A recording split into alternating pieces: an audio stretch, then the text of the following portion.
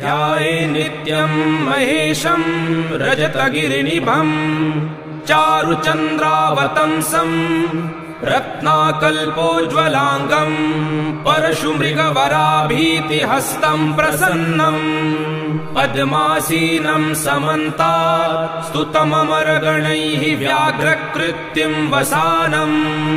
विश्वाद्यं विश्ववन्द्यं निखिलभयहरं पञ्चवक्त्रं त्रिनेत्रम्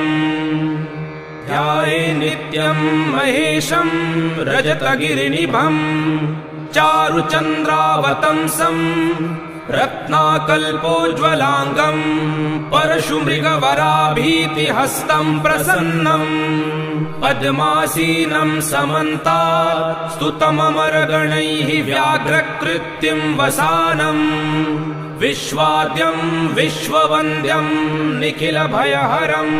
पञ्चवक्त्रं त्रिनेत्रम् ध्याये नित्यं महेशं रजतगिरिनिभं चारुचन्द्रावतंसं रत्नाकल्पोज्ज्वलाङ्गं परशुमृगवराभीतिहस्तं प्रसन्नं पद्मासीनं समन्तात् स्तुतममरगणैः व्याघ्रकृत्यं वसानं विश्वाद्यं विश्ववन्द्यम्